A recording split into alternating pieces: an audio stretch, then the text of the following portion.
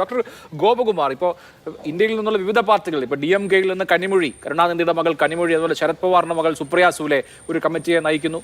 ജോൺ ബ്രിട്ടാസ് ഉണ്ട്, ET മുഹമ്മദ് ബഷീർ ഉണ്ട്, സസുദ്ദീൻ ഒവൈസി ഉണ്ട്, കോൺഗ്രസിന്റെ ആനന്ദ് ശർമ്മയും അതുപോലെ തന്നെ ശശി തരൂരുമുണ്ട്. അങ്ങനെ നമ്മുടെ രാഷ്ട്രീയ പരിച്ഛേദം എന്ന് പറയാവുന്ന ഇന്ത്യയെ പൂർണ്ണമായും പ്രതിനിധീകരിക്കുന്ന ഇൻക്ലൂസീവ് ആയിട്ടുള്ള ഒരു പാനലാണ് ലോകരാഷ്ട്രങ്ങളുടെ മുമ്പിൽ ഭീകരവാദത്തിന്റെ കെടുതികൾ വിശദീകരിക്കാനും ഇന്ത്യയുടെ പൊസിഷൻ എന്താണെന്ന് വ്യക്തമാക്കാനും പോകുന്നത്. അത് ശരിക്കും ഫലം ചെയ്യാൻ സാധ്യതയുള്ള ഒരു നല്ല മൂവാണ്. പക്ഷെ അപ്പോഴും രാജ്യത്ത് ഇത്രയധികം രാഷ്ട്രീയ മുതലെടുപ്പ് നടക്കുന്നത് ഇന്ത്യയെക്കുറിച്ചുള്ള ഒരു പ്രതിച്ഛായയെ ബാധിക്കുമെന്ന് തോന്നുന്നുണ്ടോ? ഇപ്പോൾ തന്നെ പോസ്റ്ററുകൾ ഇറങ്ങുന്നു.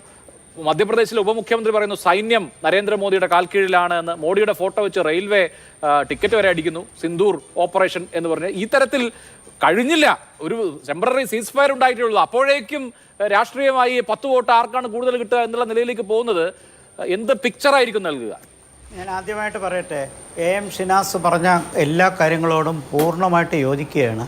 കാരണം കലുഷിതമായ അന്താരാഷ്ട്ര സാഹചര്യത്തിൽ എല്ലാ രാജ്യങ്ങളും അവരവരുടെ ദേശീയ താല്പര്യങ്ങൾക്ക് വേണ്ടി പ്രവർത്തിക്കും.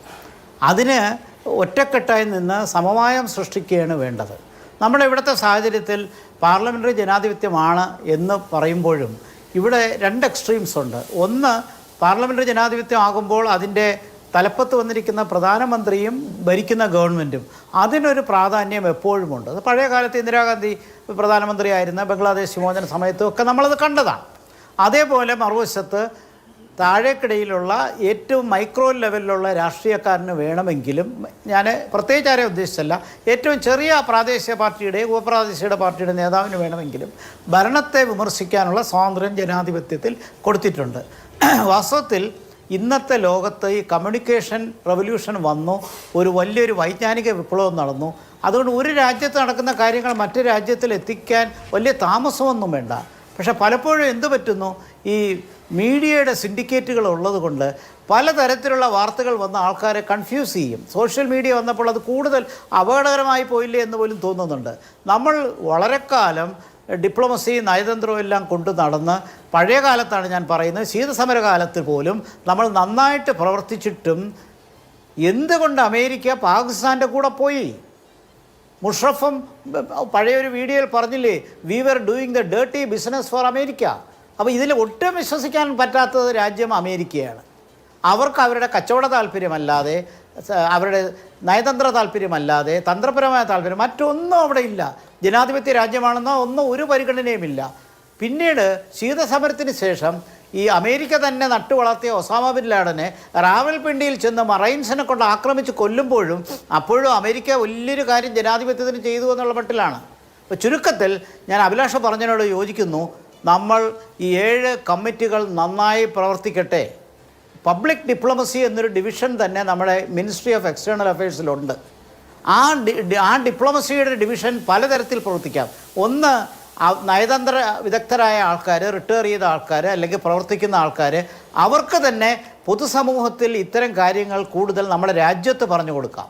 മറ്റൊന്ന്, ഇപ്പോൾ നമ്മൾ ചെയ്യുന്നത് പോലെ 7 കമ്മിറ്റികൾ വളരെ നന്നായി പ്രവർത്തിക്കട്ടെ. അവർ മറ്റ് രാജ്യങ്ങളിൽ പോയി പ്രധാനമന്ത്രിയെയും മന്ത്രിമാരെയും പാർലമെൻറ്റിനെയും പൊതുസമൂഹത്തെയും മീഡിയയെയും എല്ലാം പറഞ്ഞ് നമ്മൾ ഈ പാകിസ്ഥാൻ്റെ യഥാർത്ഥ മുഖം ലോകത്തിന് കൊണ്ടുവരണം. ഇത്രയും കാലം കഴിഞ്ഞിട്ട് ആ യഥാർത്ഥ മുഖം ജനത്തിന് മനസ്സിലായില്ല എന്ന് പറഞ്ഞാൽ, പാകിസ്ഥാനും ഇന്ത്യയും ഞങ്ങളുടെ സുഹൃത്തുക്കളാണെന്ന് പറയുന്ന പ്രസിഡന്റ് ട്രംപിനെ കുറിച്ച് എന്ത് പറയാനാണ്? അപ്പോൾ അവർക്ക് കച്ചവട താല്പര്യമല്ലാതെ വേറെ യാതൊന്നുമില്ല.